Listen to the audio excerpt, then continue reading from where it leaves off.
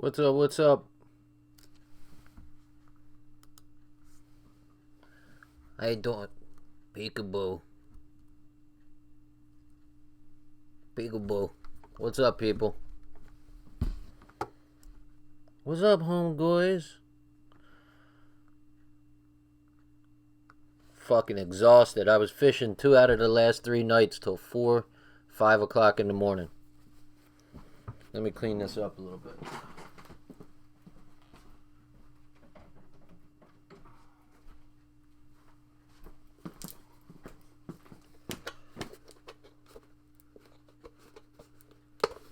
Little squeegee time. Little squeegee time.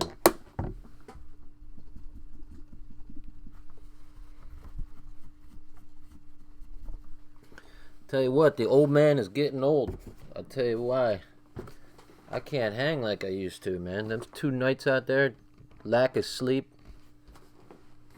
Out there fishing all night long. I have to get my shit back into strength. Alright, so. Yeah, you told me, Blunt Man. You gotta give me your next heads up. So when I lose, I got somebody to blame. So Kool-Aid, we were out there striper fishing.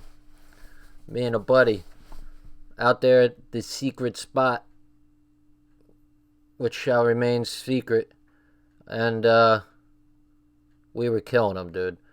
The most stripers I ever caught in my life in one night. I went first by myself on Sunday night.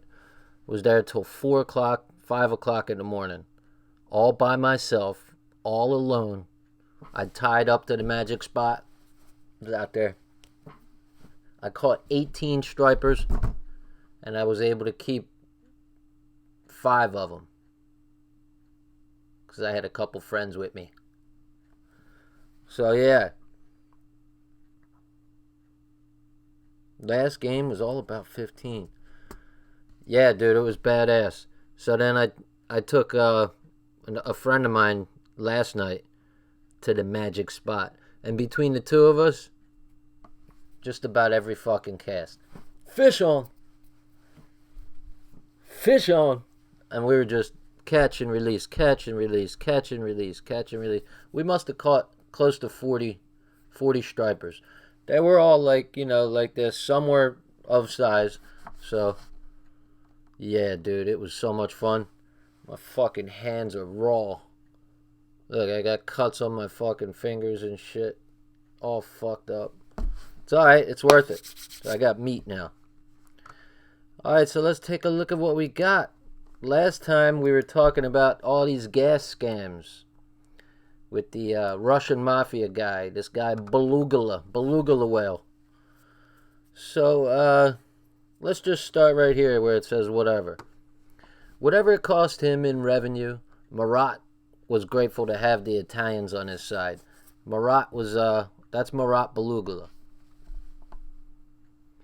According to a mob source, their new relationship enabled him to forge a protective alliance with the Genovese and Lucchese families against the Colombo family's yuppie don, Michael Francesi. One of Francese's crew, Frankie the Bug Skirtino, gotta love these names, had been going around with a Gotti soldier, quote, shaking down a bunch of Russian bootleggers, says German. They would just go into places in Brooklyn and make them pay $25,000 a clip for protection, or else they'd use a ball-peen hammer on them. Damn. The Russians are scared to death of the Italians. They scored over $500,000 by shaking these guys down. At around the same time, Francesi himself tried to hustle Marat, quote-unquote, says a well-placed Genovese underworld figure. I showed up at a restaurant and told Francese's guys were sitting with Marat. I said, who's these guys? They're not with me, Beluga said. Next time I saw Michael and mentioned Marat, his face went white. The Genovese gangster says with a laugh. Christy Tick had put out the word that Marat was under his protection. You understand me?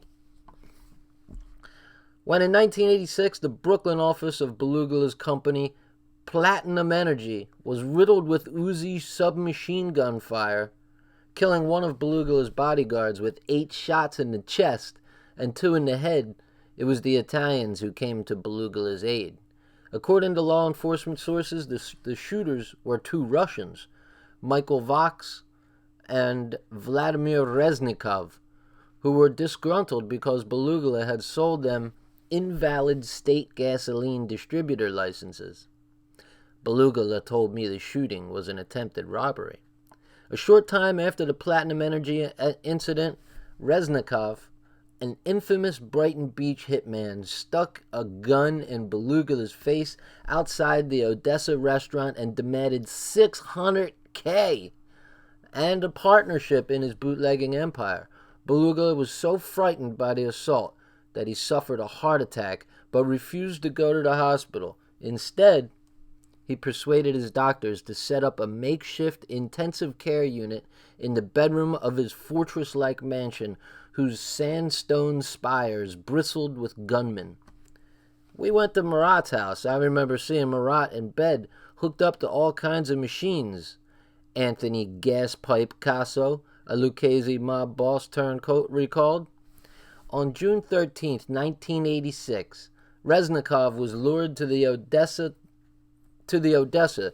to parley with Belugula, who was actually in California convalescing. When Belugula didn't appear, Reznikov strolled back across Brighton Beach Avenue and climbed into his new brown Nissan.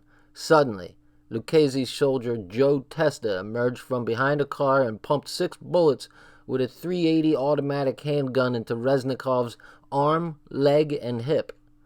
As the grievously wounded Russian grabbed for his own weapon, Testa fired a final shot to the head. After that, Casso said, Marat did not have any more problems from any other Russians. So I guess you get something for what you pay for with these gangsters. They offered protection, they gave them protection. Might be expensive, but you know. However greatly the Russians may have feared the Italian mafia, they had little regard for the American law enforcement, manipulating the FBI as easily as they had the apparats, or the apparatchiks, in the Soviet Union. As soon as they knew they were in trouble and law enforcement was breathing down their necks, says Ray German, they ran to the counterintelligence guys, the FBI and CIA, and tried to sell what they considered to be secrets and stuff. In the years before Glasnost, the strategy often worked, for the FBI routinely placed advertisements in the New York Russian-language newspapers, offering cash rewards for information about KGB spies. When a Russian gangster became an intelligence asset, the feds would often shelve pending investigations targeting him. We never stopped doing stuff because we were requested to, German says, but a lot of times the agents would change their focus and slow down, you know what I'm saying? You put it on the back burner and then it kind of goes away. Bye-bye. German pleaded with the FBI to send him Russian-speaking agents to monitor the voluminous court-authorized wiretaps of Russian bootleggers. We were always asking for agents to give us assistance to do translations. They wouldn't help. They told us we're too busy. They were working at the Soviet embassy in New York. Then I got a phone call from a woman who said she was the deputy counsel in the CIA. I thought somebody was pulling my leg, you know what I'm saying? She gave a callback number, and sure enough, she worked for the CIA. She was trying to bring to our attention that there was this guy who was a driver for Marat, who had been a Russian submarine captain. She said that he had performed many valuable services for the agency, you know what I'm saying, and that he was still cooperating. And that's when the Bureau really first started to make inquiries about our investigation. Wait, no gangster says inquiries. They was asking questions.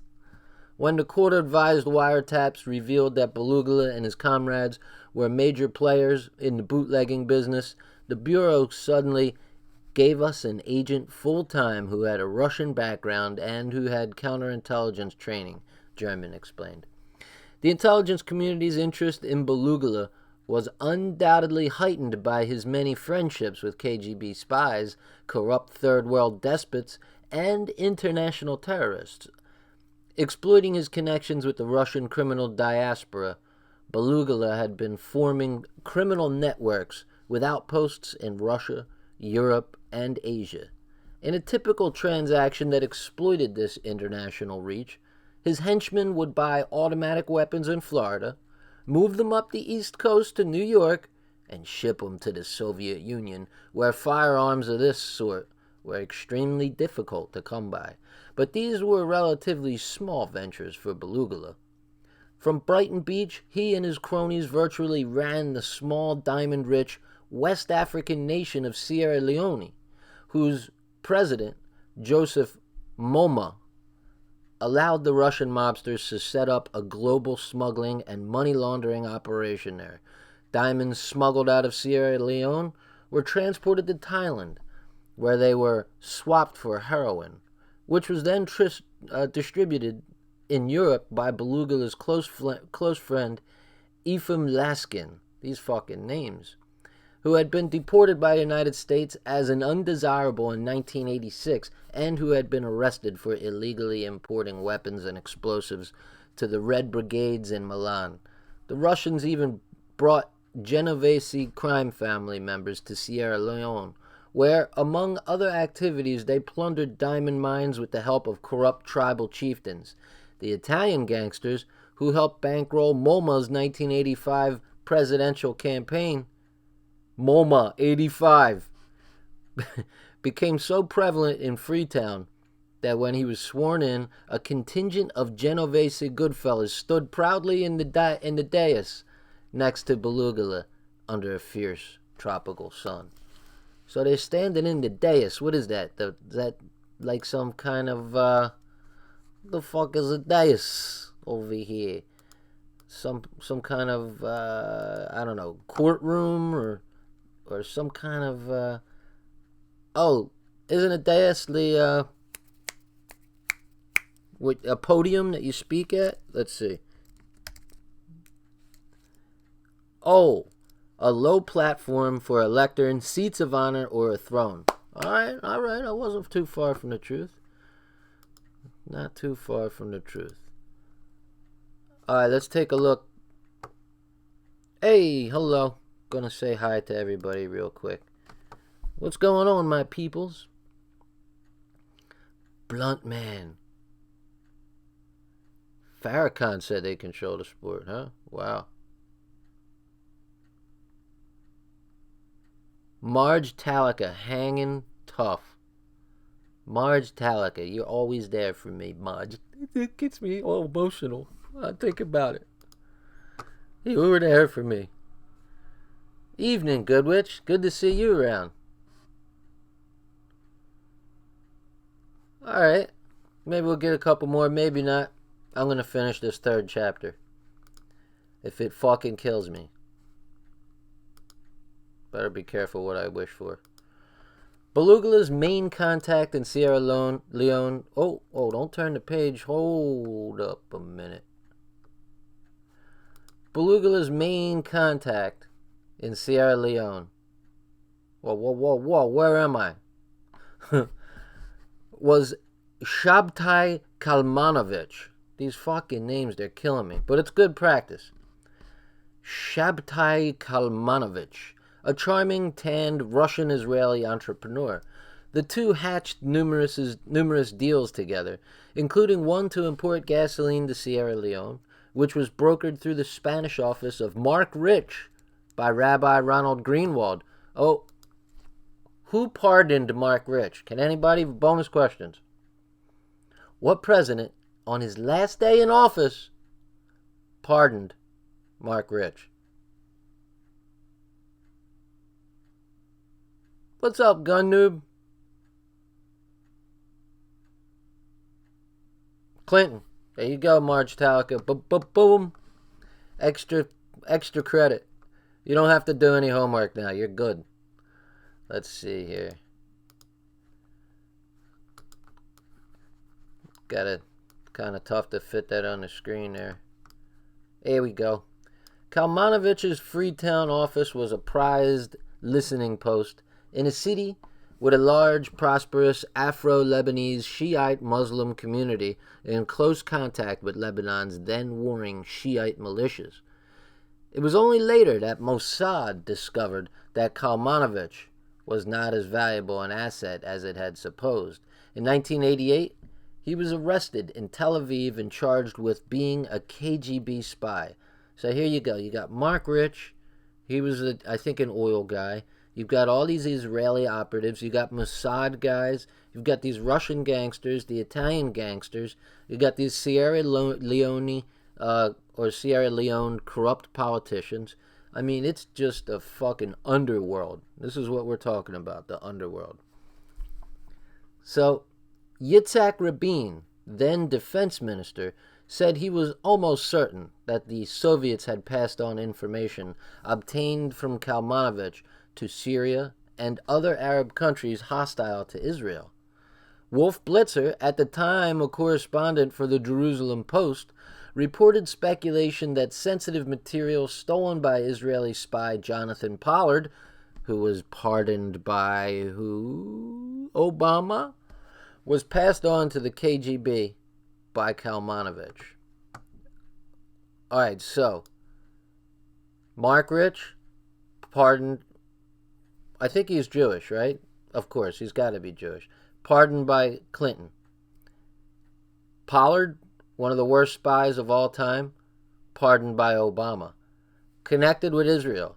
Wolf Blitzer. We can trust Wolf Blitzer when he gets on the news and tells us what's going on in the world. We can trust him, right? That he wouldn't have a bias towards Israel. Nah, not old Wolfie. So, look at that. You hear Wolf Blitzer's name in the same breath as all these gangsters and criminals. Yep. It was the peripatetic. Oh, I gotta look that up. Peripatetic. I don't even have a guess on that. Peripatetic. He was very pathetic, maybe. Rabbi Greenwald. Well, let's check it out. I have no guess. But my rule is I have to guess, at least to make a guess. Peripatetic. I don't know, man. Parry. I don't even know what the fucking prefix means. Parry. Oh, peripatetic. I really have no guess. I will say multi-talented, just to take a stab. Peripatetic.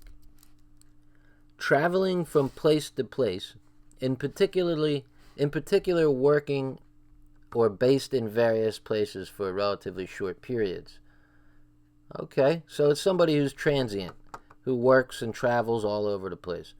Hey, you know what I'm saying? I might be in the mob, but I'm peripatetic. You understand me? Pollard was peripatetic and unapologetic, apparently. What's up, Shane Hi? Shangri-Ha? Ha. Shangri-Ha.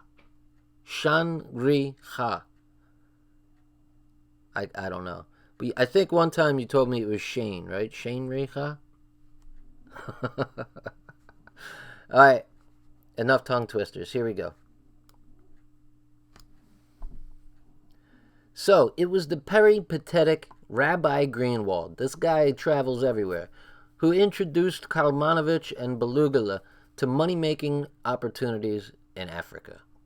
In May 1980, the rabbi had been asked by Lucas Mangope, the president of Botswana, one of the so-called independent black homelands inside South Africa during apartheid, to be its economic advisor with the rank of ambassador in New York and Washington. But because there is a strong black opinion here and strong liberal opinion that the black homelands are just an extension of apartheid, Greenwald said, I told Mangope that there was only so much I could do for him in the U.S. and he would be more successful dealing with Israel. Israel is closer. Israel doesn't have political restrictions with South Africa like America has. I suggested to hire Shabtai, who was a close friend and business associate. Within several years after being introduced to Mangope, Kalmanovich was a millionaire. Anywhere there's to be a buck made, right? Through a newly formed company called Layat, he landed lucrative contracts to build a soccer stadium and imported Israeli specialists to train the Mantustan's police and security service. In February 1987, when rebel armies revolted and placed Mangope in the soccer stadium Kalmanovich had built, the Russian took his considerable wealth and relocated to Sierra Leone. He said, "I'm out, deuces," using Greenwald's contacts in the government. Eventually, the Russian and Italian gangsters were to lose more than $3 million in deals with Kalmanovich. The Russian mobsters became so furious with Kalmanovich that they threatened to kill him, said the Genovese source, who mediated peace talks between Kalmanovich and Belugula. This is Marat speaking now, Belugula. The Russian mobsters wanted their money, he said. Don't kill him. You can attract more flies with honey than vinegar. Wait a minute. Who said that? More flies with honey? Who? It was me. All right. In order to pay back his business losses, however, Kalmanovich entered into an intricate scheme with Russian and Italian gangsters to defraud Merrill Lynch. No, not Merrill Lynch. Please don't defraud Merrill Lynch. Fuck Merrill Lynch. You know what I'm saying? According to several of the participants, these sources say that the Russian mobsters bribed a Merrill Lynch employee to steal unused company checks worth more than $27 million by illegally accessing the company's computer. The employee also stole valid signature stamps. The checks and stamps were then sent by courier to Kalmanovich. According to Interpol reports, Interpol is like the international police, I believe. Reports and sources involved in the scheme, in April 27, 1987, Kalmanovich, Greenwald, and an associate left Kalmanovich's lavish home in Cannes and drove to Monte Carlo, where the associate opened up a business account at Republic National Bank for a paper company called Clunes International. So a paper company is one that just exists on paper and not really a company. It's a fucking front. But notice here, this Kalmanovich is a Russian Jew, and he's working with this guy Greenwald, who's also a Jew from Israel. So you got a big Jewish connection here, which is basically the theme of the book, and, by the way, was also written by a Jew by the name of Friedman. So they stole a bunch of checks. They had the dip. They're ripping off Merrill Lynch with the checks. Then he opens up a business account for this fake place called Clunes International. Opens up the account at Republic National, worth $2.7 million. When the checks cleared 3 days later, Greenwald and the associate returned to the bank, where Greenwald was given $400K in cash from the Merrill Lynch funds. Now let's see here.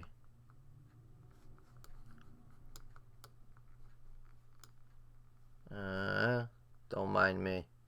Greenwald carried the money in a large black bag via Germany to Switzerland, where he allegedly turned the cash over to Belugula's representatives in a Zurich men's room at the hotel. The Zurich Hotel men's room.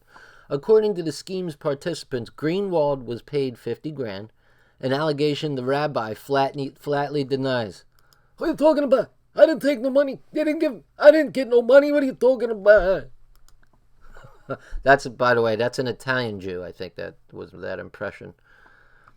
On May 22nd of that year, Scotland Yard, that's in England, arrested Kalmanovich at the Sheraton Park Tower Hotel in London at 3 a.m.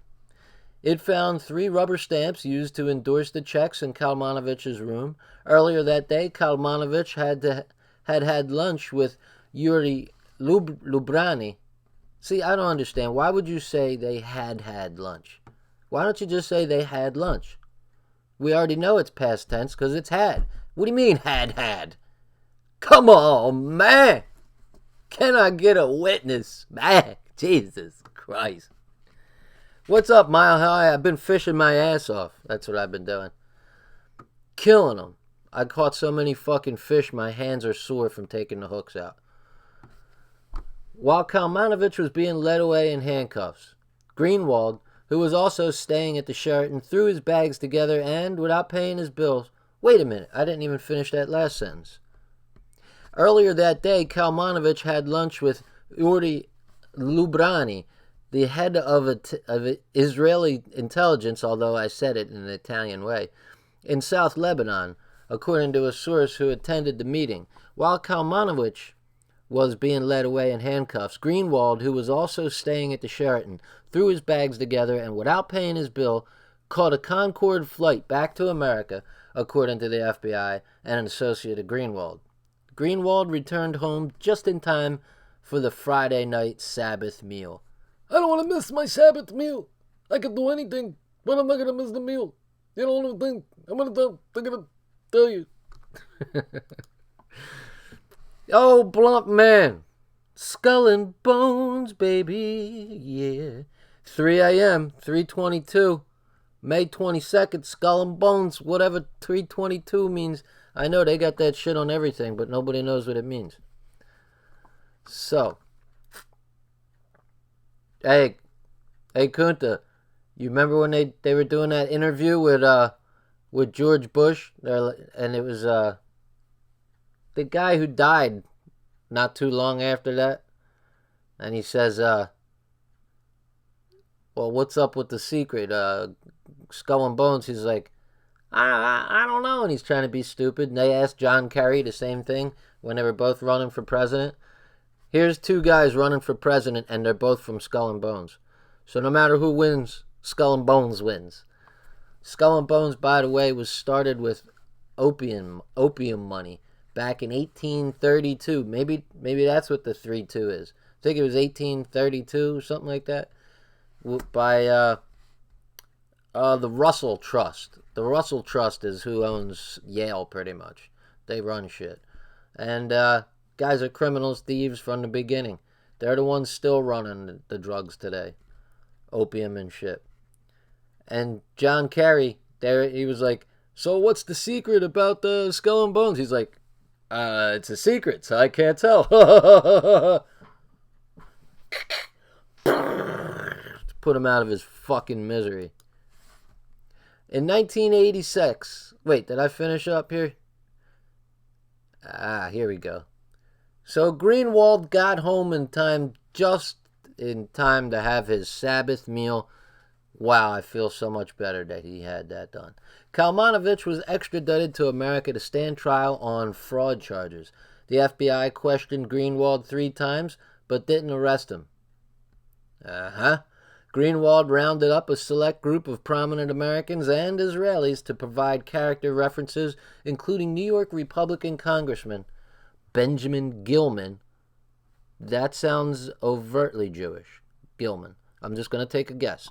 Who wrote that, quote, Mr. Kalmanovich enjoys a wide reputation for his integrity and business acumen. Acumen is, acumen is ability, right? Like your skills. Acumen, the ability to make good judgments and quick decisions, typically in a particular domain, like business acumen. Okay. He obtained bail and flew to Israel. That's Kalmanovich, where he was immediately arrested for being a Soviet spy. Whoopsie. In 1986, at the height of his power, Marat, that's Beluga, made a reckless error. Robert Fasano, a small-time hood who traveled around Brooklyn in an ostentatious white Excalibur, phoned Beluga with an interesting proposition. All right, before we get to the proposition, ostentatious means openly, overly showy, right? Like a show-off. Ostentation would be like bling bling. right? Oh, I would help if I clicked on it. Pretentious and vulgar display, especially of wealth and luxury. So Mr. T's starter kit, you know, with all the gold, that's ostentation. But it's ostentation is to a level where it's just like, all right, man, really? Seriously? Gotta chill, bro. With all this fucking ostentatious display. Come on, man! You know what I'm saying? I'm just checking the chat real quick. Sway's my greatest ally. Cool. I like Sway. Sway's a smart cat. So, let's see here. So, Fasano had a little proposition for him, right? I forgot about it. Where am I now? Help me out, people. Aha, here we go. Fasano had it. So he here he is running around in his Excalibur, a white Excalibur. What kind of car is that? Anybody? Anybody know? I don't fucking know. Let's look it up.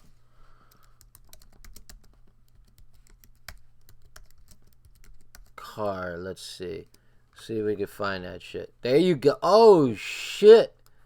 Look at that piece. He was rolling around in that whip. God damn, now that is ostentatious.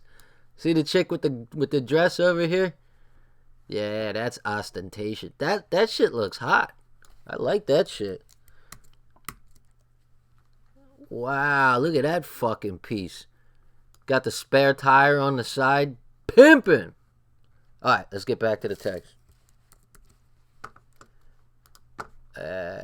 Alright, so now we got a good picture of what's going on. He's rolling around in that whip with his big deal. Alright, so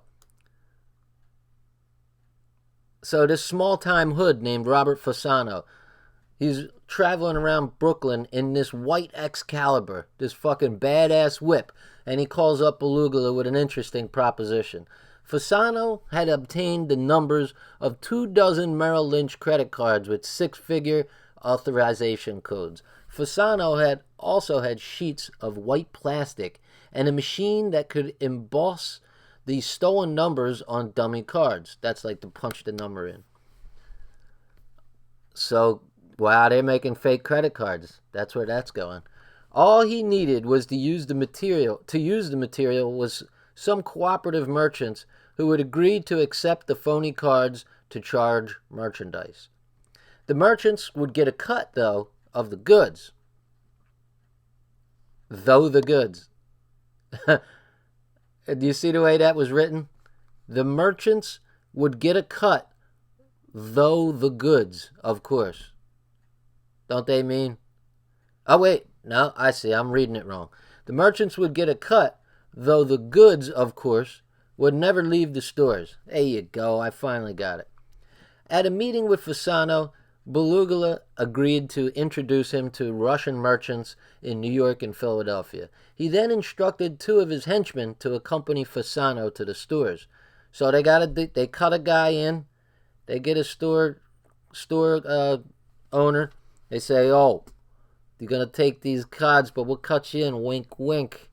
And then the guy gets to keep the merchandise that was charged, too. So it's a win-win. The scam worked as planned, and the men took in more than 750 grand, stopping only long enough in their shopping spree to feast at Russian restaurants. But Fasano was arrested by the Secret Service not long afterward and agreed to wear a wire. In meetings with Beluga. It's stitches for snitches, bro. Not good. Not good. This can't end well. Oh, yeah. Let's see. Does he say having trouble getting erections? Wait a minute. Let's see. In those discussions, after he's got the wiretap, Beluga not only implicated himself in the white plastic fraud, but also commiserated with Fasano about their sexual problems. Both men, it seems, had trouble achieving erections. Gotta lay off that white shit, man. Gotta lay off that powder. You know what I'm saying? Fasano had found a doctor in New York who prescribed a plastic hand pump for genital stimulation. Oh, this is just way too much info. And recommended it to Belugula. The prosecution later played the tape at Belugula's trial in Philadelphia to prove the men had more than a casual relationship. Hey, that's cool, long as they weren't, sizing each other up. You know what I'm saying? Go out and get a 10-pound bag of shit and try to put it in a 5-pound bag, and that's Fasano, said Joe Ezra. He's 10 pounds of shit in a 5-pound bag. One of the 5 defense attorneys Belugula brought to Philly at a cost of nearly $1 million. Lead attorney Barry Slotnick, renowned for his successful defense of Bernard Goetz, a true American hero, by the way, was dismissed on the first day of the trial by the judge because of conflict of interest. His firm already represented one of Belugula's co-defendants, Benjamin Nayfeld. Slotnick, who received a $125,000 fee, camped out at the Hershey Hotel where he debriefed Belugula's lawyers at the end of each session and advised them on their strategy for the following day. So let's think about that. Slotnick, he's the attorney. He defended Bernard Goetz. He was dismissed on the first day of the trial because of a conflict of interest, because his firm already represented one of Belugula's guys, Nayfeld. So, even though he was dismissed from the case, he still hung out and gave people strategy on what was to be done in this case. Nevertheless, Belugula was convicted of credit card fraud, and there is even now, hold on a second, there is even now a great deal of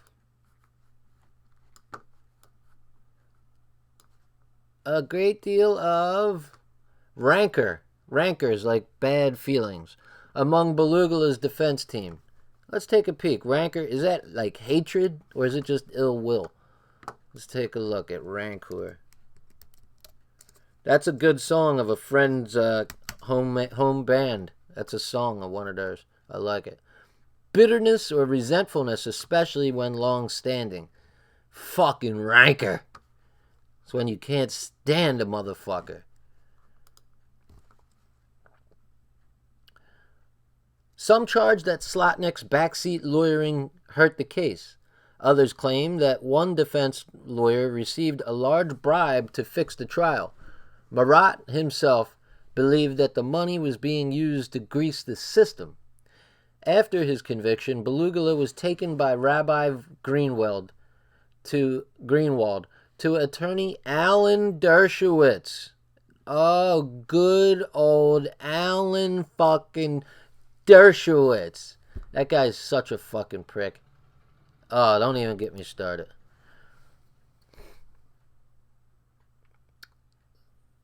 And he discussed an appeal with Dershowitz. Instead, Belugula asked the esteemed lawyer to bribe the appeals judge. An indignant Dershowitz refused. So old Dershey didn't want to bribe the judge? Well, yeah, he said, it bribed me instead, motherfucker. An indignant Dershowitz refused. Just 3 days before his November 1986 sentencing, the mobster fled to Antwerp with his mistress, former model Natalia Shevchenko. Oh, I wonder if she's hot. I gotta look her up. Natalia Shevchenko. Let's take a look. We gotta find her. Take a peek, right? Why not? Natalia Nevchenko? Wait, how do you spell that? Shevchenko.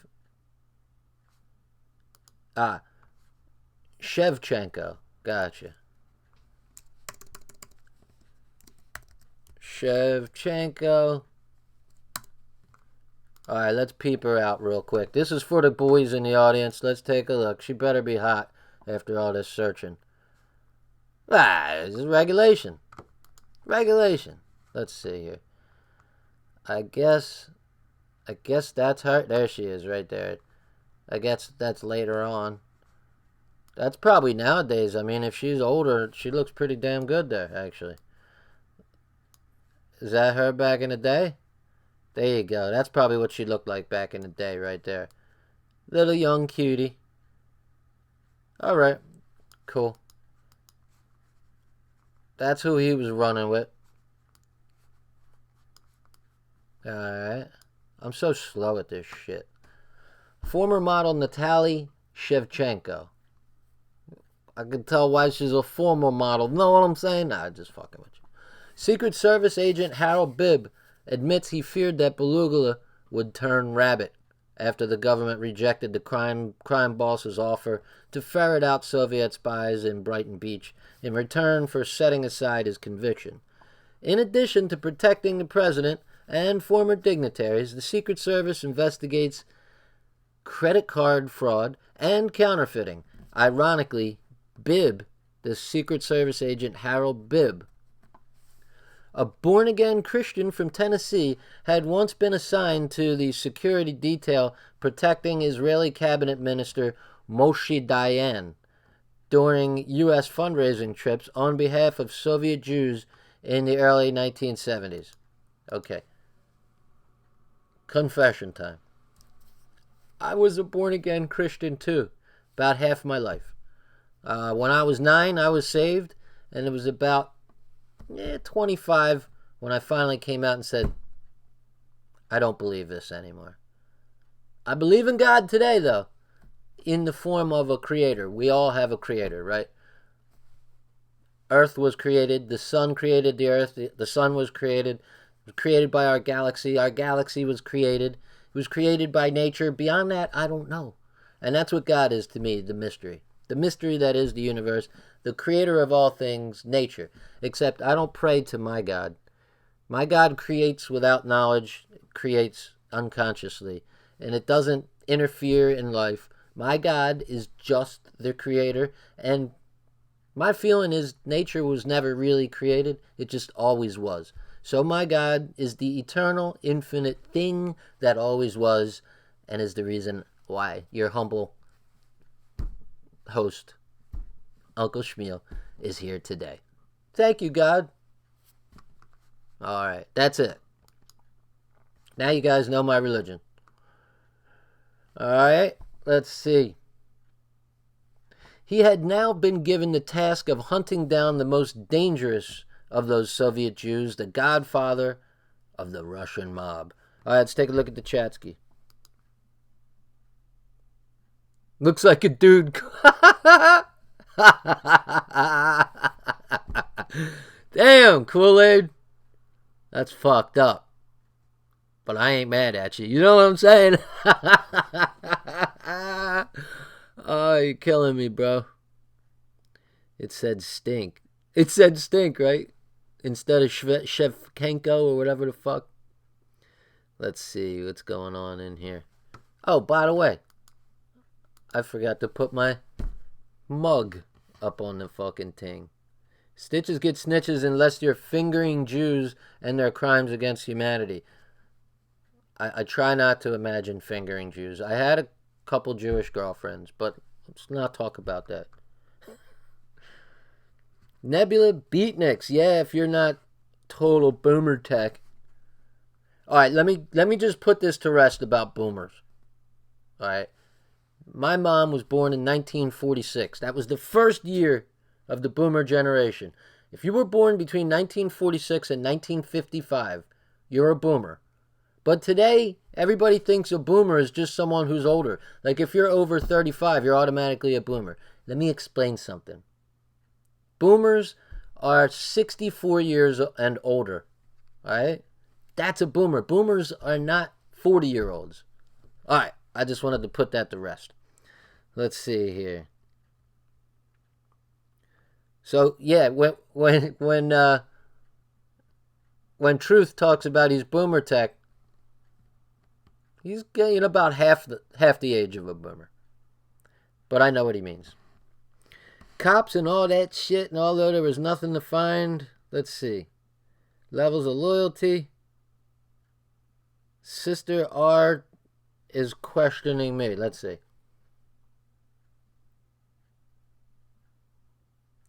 Jesus did nothing wrong. Oh, shut up. I said nothing about Jesus, sweetheart. Nothing. Not a peep. You're entitled to your beliefs. Doesn't bother me. I'm not knocking it.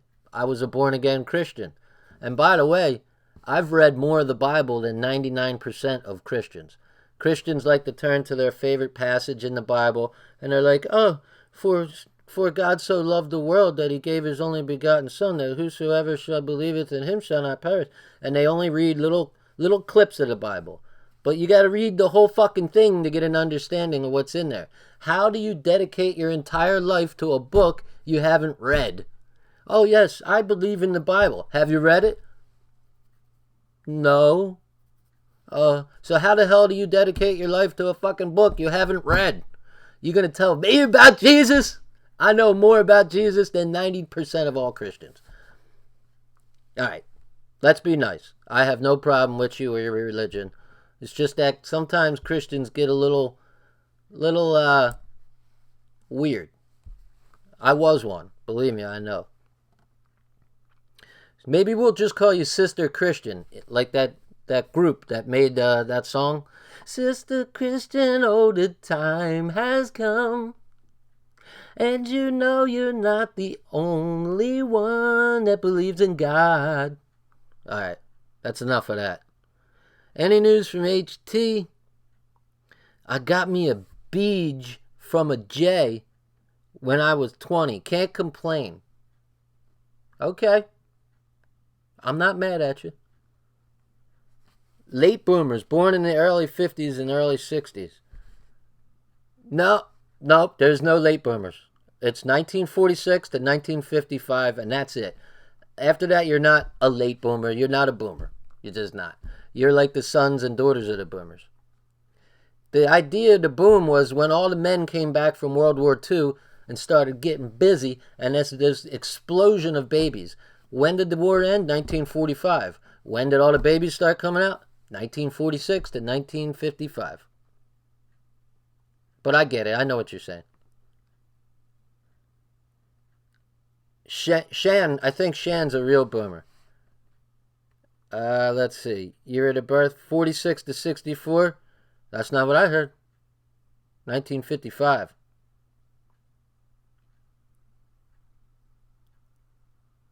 All right, let's get back into it.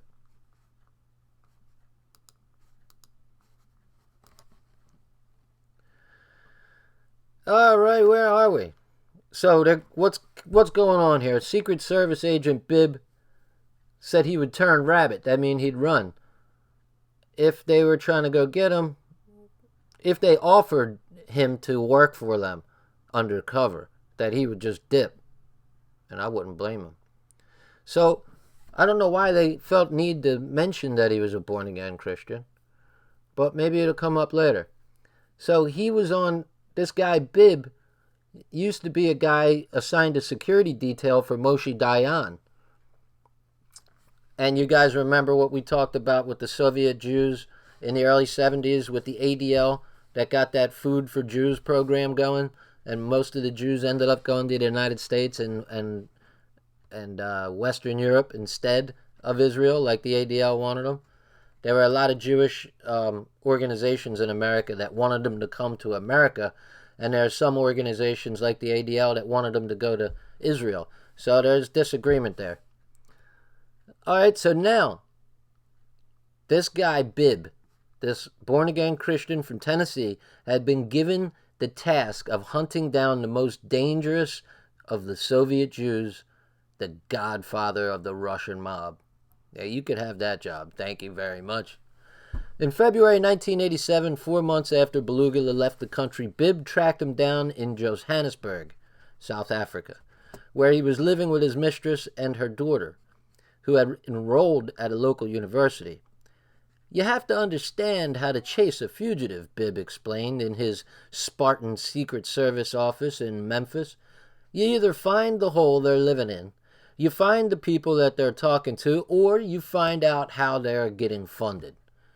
In this case, Bibb found Belugula by tracing his girlfriend's credit card receipts. He also discovered that Belugula was receiving monthly deliveries of $50,000 in cash from his New York underlings. The money, stuffed in a worn black leather bag, was hand-delivered to Belugula's Johannesburg apartment by Belugula's driver, the ex-submarine commander. Let me see something here. See if I can make this a little bigger. There you go. Look at that. See, a little bit bigger. Let's do some more. Boom. There you go. It's a better fit.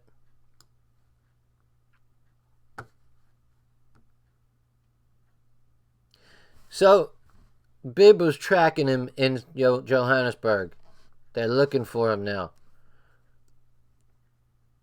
Imagine your driver is an ex-submarine commander for the Soviet Union. It's pretty cool. He also discovered Belugula was receiving monthly deliveries of $50,000 in cash from his New York underlings.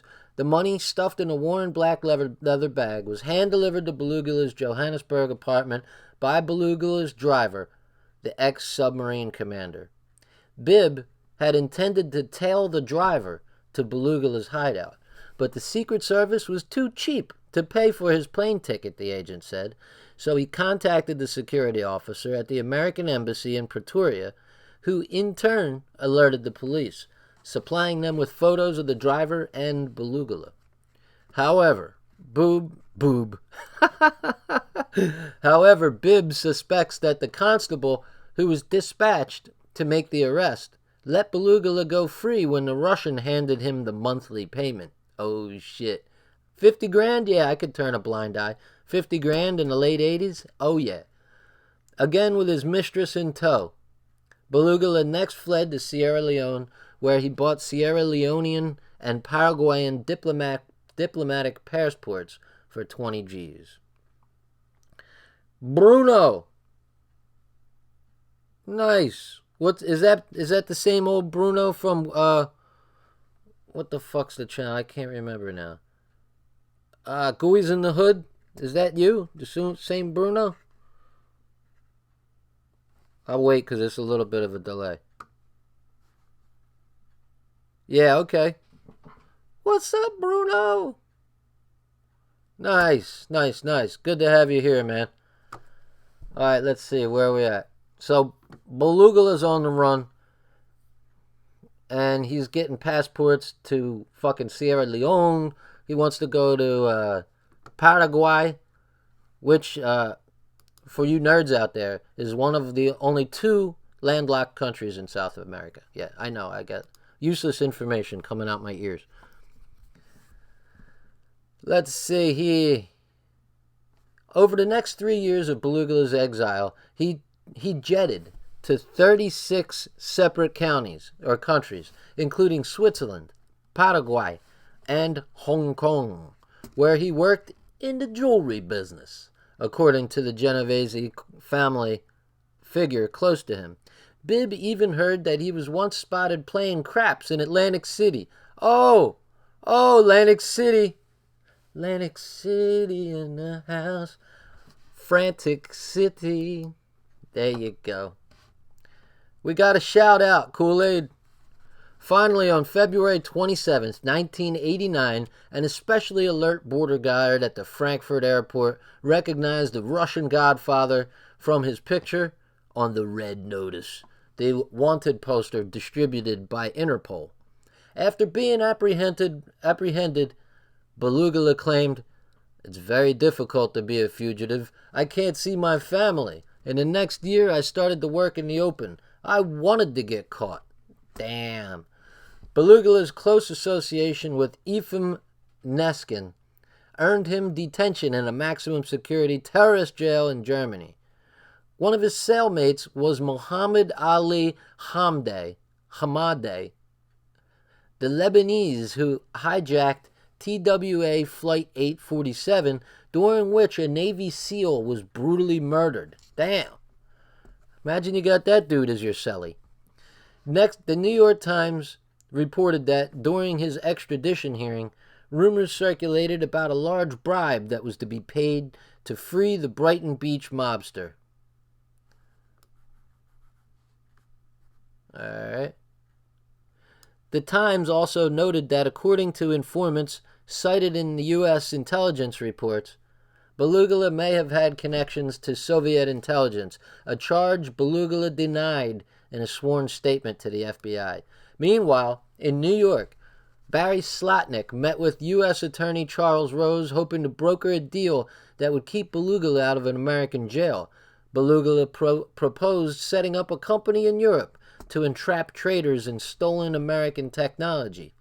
Marat also tried to present himself as a secret agent to help track down KGB spies in Little Odessa and Eastern Europe, says one of Belugula's attorneys, Sam Racer. He claimed Little Odessa was teeming with KGB and that they were using the gas stations as a front. There's those gas stations again. In return for his cooperation, said Charles Rose, Belugula, hey, I wonder if that's the same guy with the TV show, Charlie Rose. Belugula obviously wanted the authority to travel, which was important to him. We had FBI agents who were familiar with foreign counterintelligence stuff talk to him. It was all very cloak and daggerish. The theory was that he would be so valuable to us that we would not want him in jail.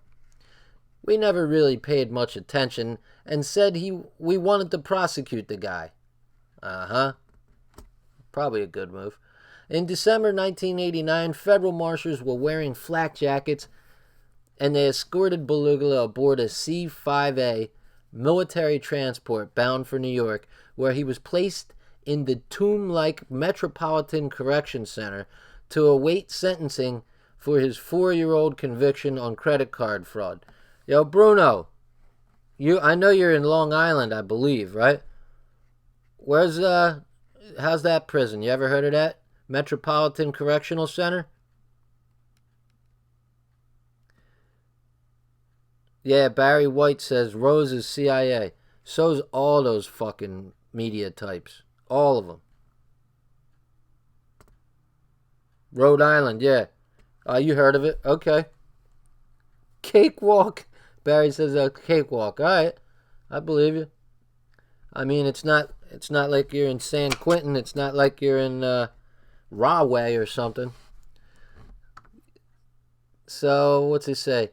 They escorted him to New York. They escorted him to a plane. They flew his ass to New York military transport, and they placed him in this tomb-like Metropolitan Correctional Center, the MCC, to await sentencing for his 4-year-old conviction on credit card fraud.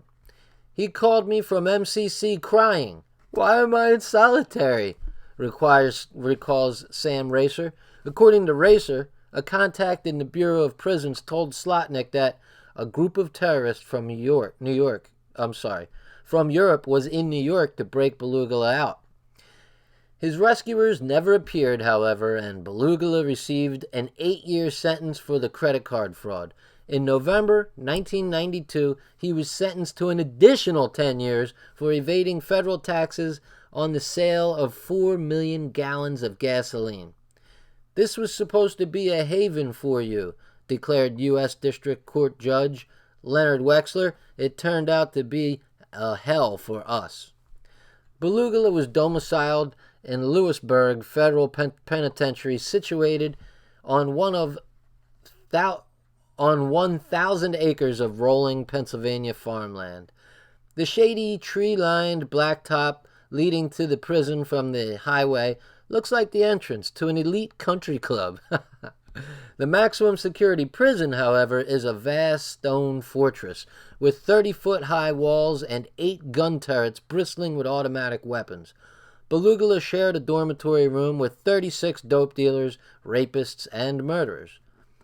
He was one of only a handful of inmates at Lewisburg convicted of a white-collar crime, and he was also the only mob boss allegedly running family business from the facility.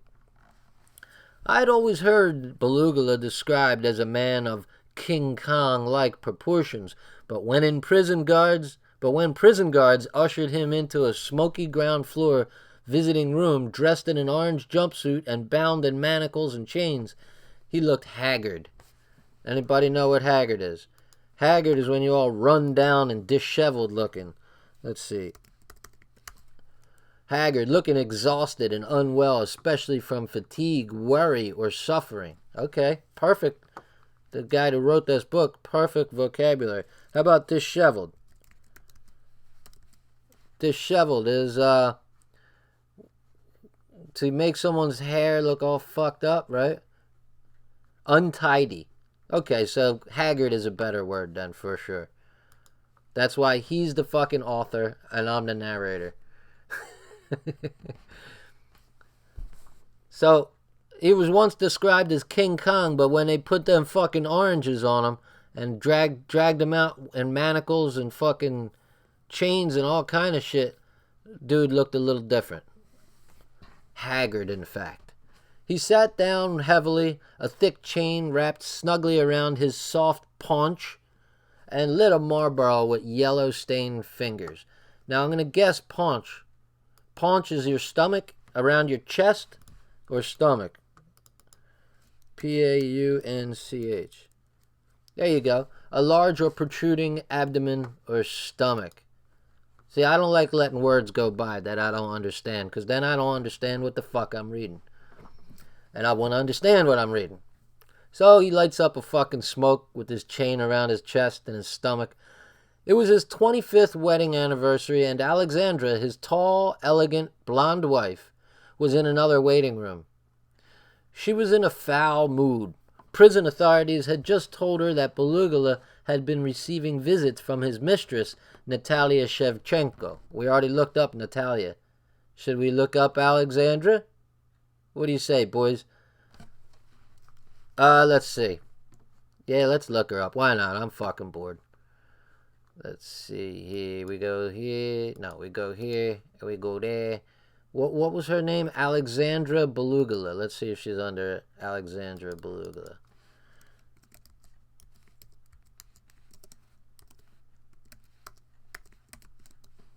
I doubt it, but it's a shot in the dark, right? Why not? Nah, let's see. I don't see anything. She looks kind of Russian. Alright, whatever. It was a shot in the dark. Where do I fucking go? There you go. There you are. So, he lights up his cigarette. It's his 25th anniversary, and in walks his old lady, Alexandra. And she ain't too fucking happy. You know what I'm saying? It was hell when his wife found out, Belugula hissed, about the fact that he was banging this Natalia Shevchenko on the side, this former model. Belugula was spending his days working as a prison janitor, practicing his English, reading Russian detective novels, and academic books on economics. They claim I made $25 million per day bootlegging. It's crazy. I got nothing. What have I got? The government took my apartment in Manhattan, my house on Long Island, $300,000 in cash. They said, if you don't cooperate, let me see here. Oh, we're almost done. Sweet. If you don't cooperate, you're going to jail for 20 years. The prosecutors wrote a letter to the judge that I'm a mafia big shot, so they put me here. They want me to tell them about the mafia, about gasoline bootlegging, about hits, Belugula told me, glowering. Forget it. All these charges are bullshit. Wait a minute. I just realized I made a little mistake. It wasn't his wife, Alexandra, that was visiting him. It was the author. So remember that there was another gangster a couple chapters back that he went in to check to interview in prison?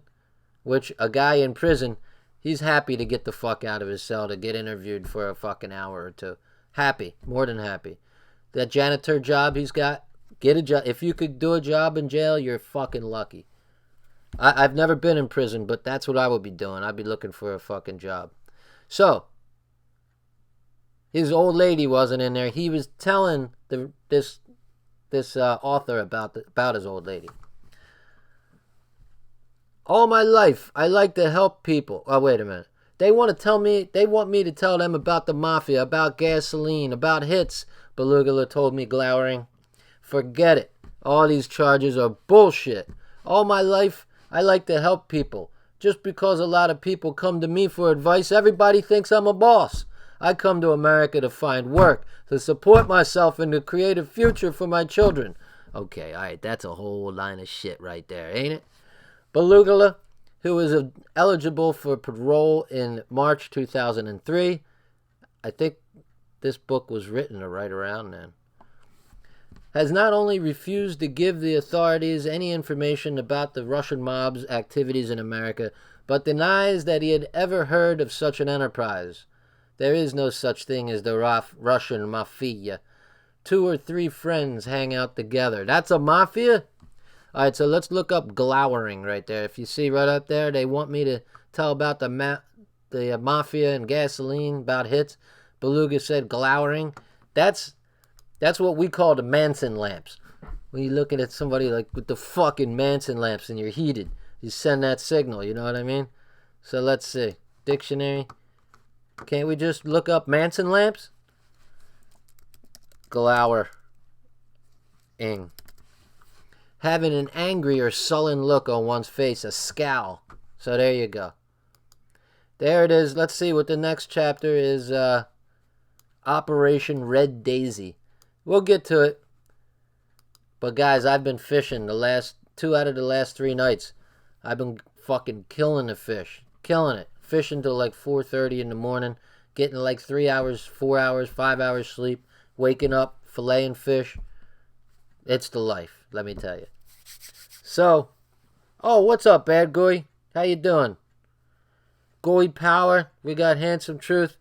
I'm just wrapping it up now. I appreciate you guys. Whoa, Bash fishing. What? Blitz, you got me all wrong. I'm a big-time fisherman. I love fishermen. I love fishing, rather. The fishermen, not so much, but I love fishing. Yeah, man. Yeah, I caught, last night we caught almost 40 striped bass, one after another. Fish on! I'm on! One after another. It was fucking great. The 2 nights before that, I went by myself. I caught 18. I got a secret spot. I ain't telling you. You can ask all you want, but I'm just gonna lie to you, so don't ask. Alright, guys. I gotta say nighty-night, because the old man needs some sleep. All this fishing is catching up to me. So, I'm old. I can't take it anymore. The luck of the eel, that's right. Where'd my boy go, Blunt Man? I love you, Blunt Man. Catch you on the rebound. Peace, deuces, all that good shit. Good witch, good night. GDL. Barry White's from Michigan, okay. I think you guys there's freshwater striped bass too. So, let's take a quick peek about what kind of fish I'm talking about here. Just to show you guys.